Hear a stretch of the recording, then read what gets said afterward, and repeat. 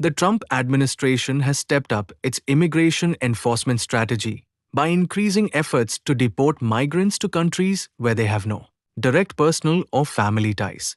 In a notable move, US government lawyers filed nearly 5,000 motions in a single month to dismiss pending asylum cases. These filings aim to force asylum applicants to seek protection in other countries instead of continuing their claims in the United States. The policy shift reflects the administration's broader hardline stance on immigration under Donald Trump and its interpretation of international asylum responsibilities. At the center of this approach is the argument that many asylum seekers travel through multiple countries before reaching the US border.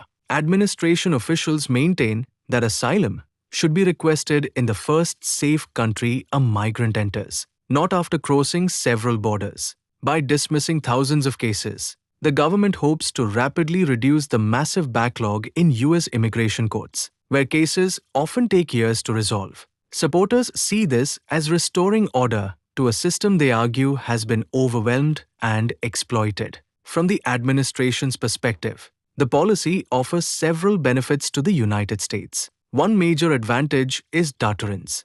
Officials believe that tougher enforcement discourages irregular migration by sending a clear message that entering the US does not guarantee access to the asylum system. This, they argue, can reduce illegal border crossings, weaken human smuggling networks, and improve overall border security. Fewer migrants attempting dangerous journeys may also lead to fewer deaths along migration routes. Economic considerations are another key factor. Processing asylum claims requires significant taxpayer funding for housing, healthcare, court proceedings, and social services.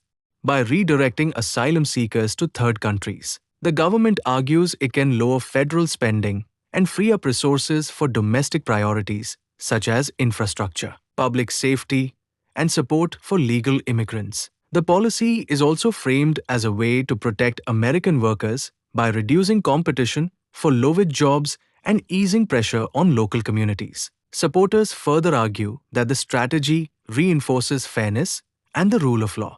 They claim that strict enforcement ensures immigration benefits go to those who follow legal pathways rather than those who enter the country unlawfully. However, critics warn that deporting people to countries where they have no connections raises serious humanitarian and legal concerns. Despite ongoing legal challenges, the administration maintains that the policy strengthens US sovereignty, restores control over immigration, and ultimately serves America's national interests.